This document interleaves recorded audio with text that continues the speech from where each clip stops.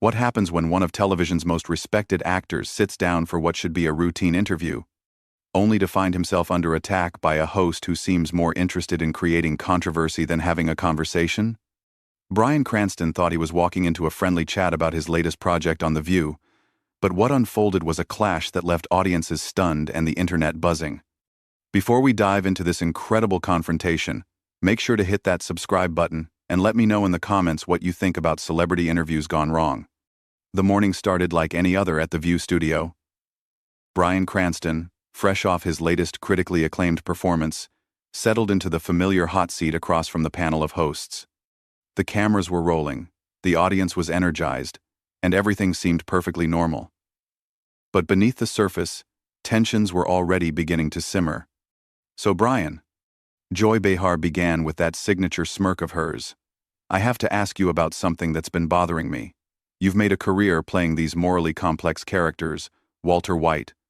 Your character in your honor, but I'm wondering if maybe you're drawn to these roles because you identify with them on some level."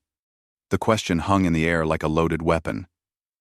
Cranston's eyebrows raised slightly, a flash of confusion crossing his face. "I'm sorry, Joy. I'm not sure I understand what you're getting at. Are you suggesting that I'm somehow similar to a meth dealer or a corrupt judge?"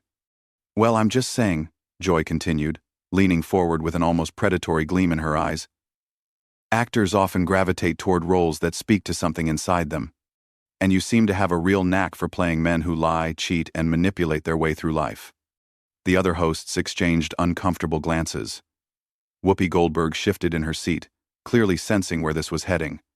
Sarah Haynes looked down at her notes, while Sunny Hostin appeared ready to jump in and redirect the conversation. But Joy wasn't finished. "I mean, let's be honest here." She pressed on, her voice taking on that dismissive tone that had made her famous and infamous. "You've built your entire post-Malcolm in the Middle career on playing bad guys. Don't you think that says something about who you really are?" Bryan's jaw tightened almost imperceptibly. His media training had prepared him for difficult questions. But this felt different. This felt personal. "Joy, with respect, I think you're conflating an actor's ability to portray complex characters with their personal moral compass. By that logic, Anthony Hopkins would be a cannibal." "Oh, come on," Joy waved her hand dismissively. "Don't deflect with jokes. I'm asking you a serious question about your pattern of role choices." "And I gave you a serious answer," Bryan replied, his voice remaining steady but with an edge creeping in. "I choose roles based on the quality of the writing, the complexity of the character, and the story being told. The fact that you see a pattern says more about your perspective than it does about my motivations." Joy's eyes narrowed. She clearly hadn't expected pushback, and the audience could sense the shift in energy. What had started as a routine celebrity interview was quickly devolving into something much more confrontational. "My perspective?" she laughed, but there was no humor in it. "My perspective is that of someone who's been in this business longer than you've been acting, Bryan.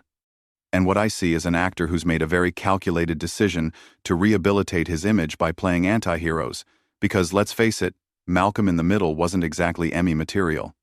The insult landed like a slap across the face. Malcolm in the Middle had been a beloved show that ran for 7 seasons and earned Bryan multiple Emmy nominations. To dismiss it so callously was not just unprofessional, it was cruel. "Actually, Joy," Bryan said, his voice now carrying a warning tone, "Malcolm in the Middle earned me 3 Emmy nominations and a win. It was a show that brought joy to millions of families and dealt with real issues facing middle-class Americans. I'm proud of that work." Sure. Joy waved him off again. "But we both know that's not what got you taken seriously as a dramatic actor. You had to go dark to get respect, didn't you? And now here you are, promoting another morally questionable character.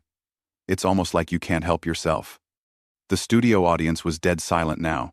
Even the production crew seemed frozen, unsure whether to intervene or let this train wreck continue. Bryan's publicist, visible in the wings, was frantically trying to get the attention of the show's producers. "Joy, I'm going to stop you right there," Bryan said, his voice cutting through the tension like a knife. "I came here today to talk about my work, to discuss the craft of acting, and to hopefully entertain your audience. I didn't come here to have my character assassinated by someone who apparently has some kind of personal issue with me or my career choices. Personal issue? Joy's voice rose an octave. I don't have a personal issue, Bryan. I just think your audience deserves to know who they're really watching when they tune in to see Bryan Cranston.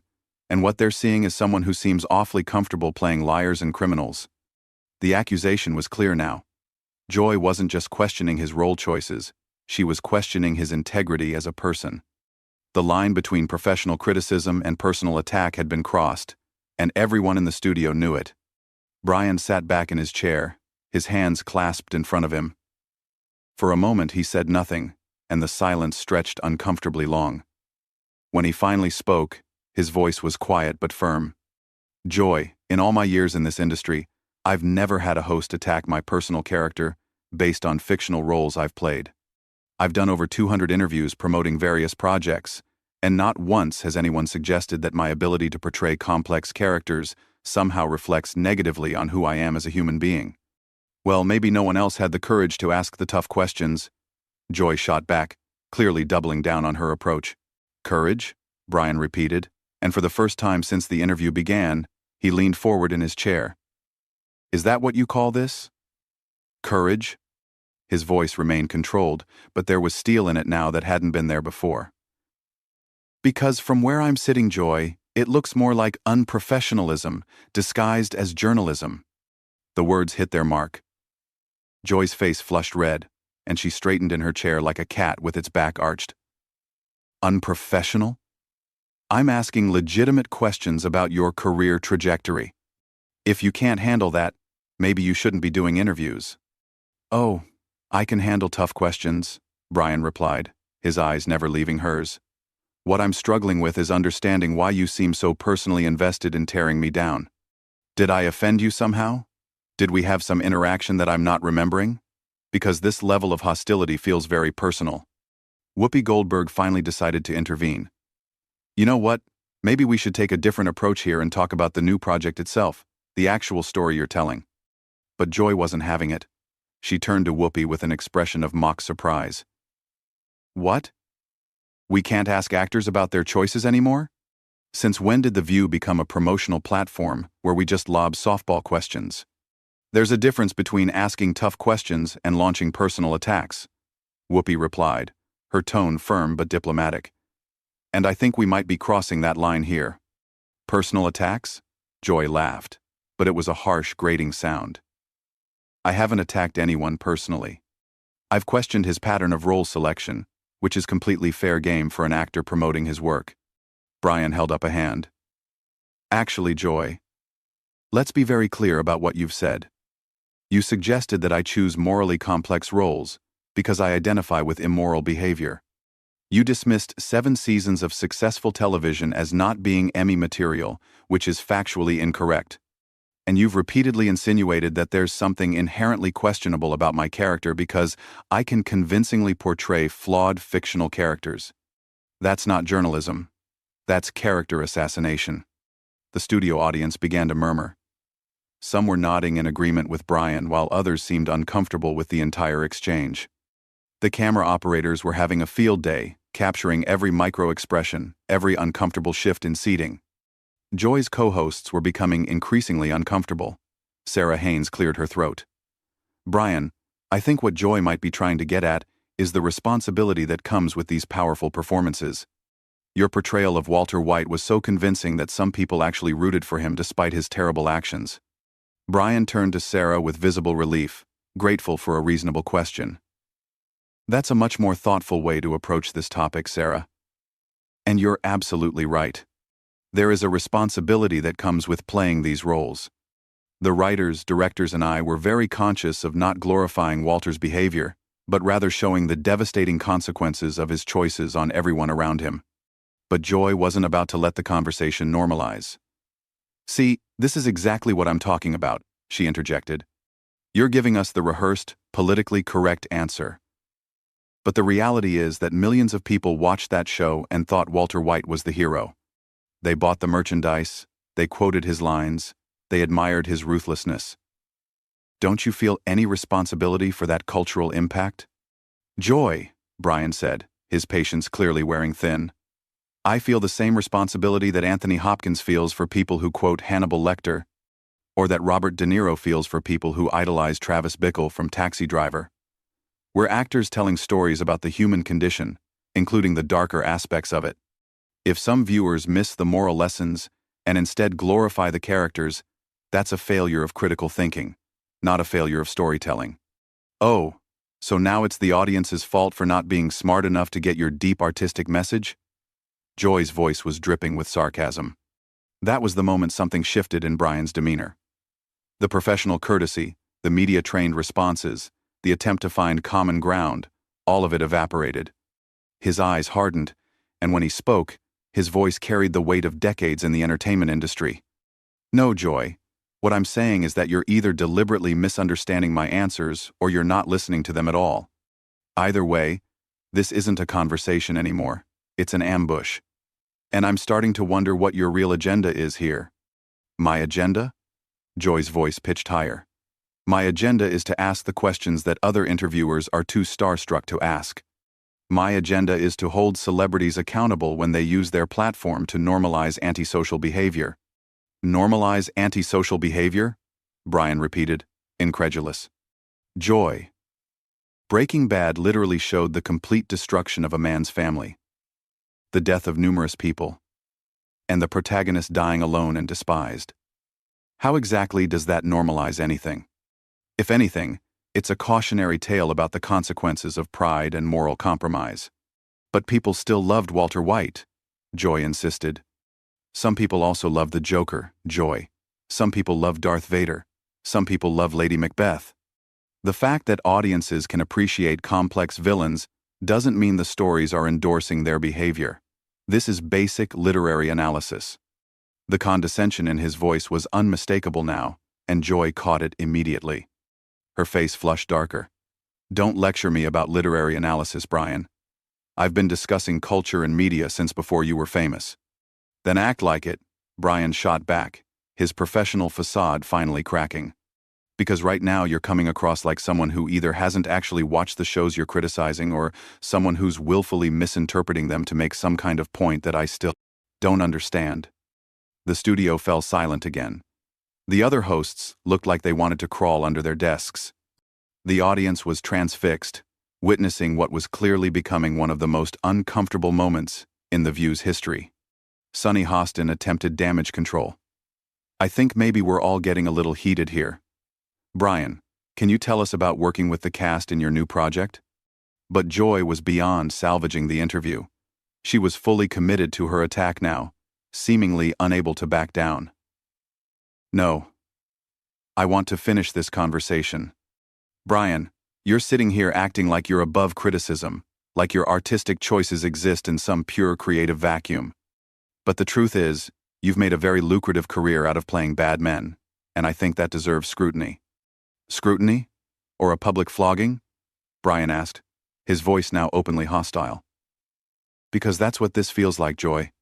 It feels like you decided before I walked in here that you were going to try to take me apart, and you're just throwing accusations at the wall to see what sticks. I decided to ask you honest questions about your career choices, Joy retorted. If that makes you uncomfortable, maybe you should examine why. Bryan stared at her for a long moment, and when he spoke, his voice was deadly quiet. You want honesty, Joy? Here's some honesty. This isn't journalism. This isn't even good television. This is a middle-aged host trying to create a viral moment by attacking a guest who came here in good faith. And the saddest part is that it's working. Because here I am, responding to your provocations instead of walking away like I should have done 10 minutes ago. The words hung in the air like a thunderclap. Joy's mouth opened and closed several times before she found her voice. And when she did, it was shaking with rage. How dare you sit there and lecture me about journalism? I've been asking tough questions for decades while you were pretending to be a goofy dad on a sitcom. And there it is, Bryan said, a bitter smile crossing his face. There's the real Joy Behar. Not the professional interviewer asking legitimate questions, but someone who apparently has deep-seated resentment about my career trajectory. This whole thing has been personal from the beginning, hasn't it? Personal? Joy's voice cracked slightly. You think this is personal? I don't even know you well enough for it to be personal. Then why? Bryan asked, leaning back in his chair with his arms crossed. Does every question you've asked sound like it's coming from someone who has a grudge? Why does every response I give get twisted into something negative? Why are you so invested in painting me as some kind of morally bankrupt person? Joy looked around at her co-hosts, perhaps expecting support, but found only uncomfortable silence. Whoopi was shaking her head almost imperceptibly. Sarah was studying her hands. Sunny was looking between Joy and Bryan like she was watching a tennis match. I'm not painting you as anything, Joy said, but her voice lacked conviction now. I'm asking questions that I think need to be asked. No, Bryan said firmly. You're asking questions designed to create conflict. There's a difference. And frankly, Joy, it's beneath you. You're better than this, or at least I thought you were. The condescension in his voice was like throwing gasoline on a fire. Joy's composure completely shattered. Don't you dare patronize me. Don't you sit there in your expensive suit talking down to me like I'm some amateur. I've been doing this job since before you knew what a soundstage was. Then act like it, Bryan snapped back, his own composure finally breaking completely. Act like the professional you claim to be instead of some tabloid hack looking for a gotcha moment. I came here to promote a project and have an intelligent conversation about storytelling and the craft of acting. Instead, I've spent the last 20 minutes being accused of moral corruption by someone who apparently doesn't understand the difference between an actor and the characters they play. Oh, I understand perfectly, Joy shot back. What I understand is that you've spent your entire career since Malcolm in the Middle playing criminals and corrupt people, and when someone asks you about that pattern, you get defensive and start attacking the interviewer. I'm not attacking you, Joy, Bryan said, his voice rising for the first time. I'm defending myself against a series of unfounded insinuations and character assassinations. There's a difference, though I'm beginning to wonder if you're capable of recognizing it. The audience was completely silent now, hanging on every word.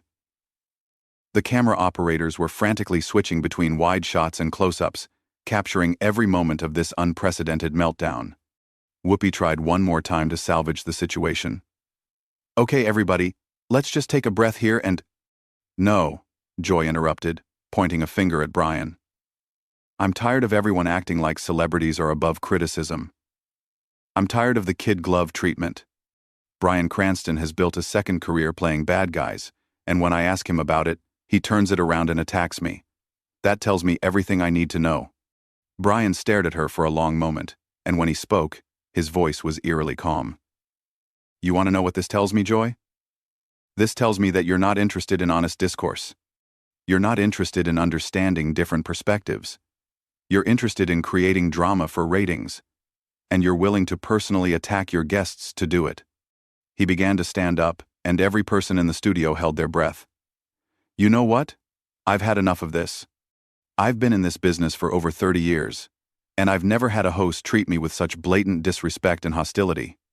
Oh, here we go, Joy said, but there was a nervous edge to her voice now. The great Bryan Cranston can't handle a tough interview, so he's going to storm off like a diva. Bryan stopped halfway out of his chair and fixed her with a stare that could have melted steel. A tough interview?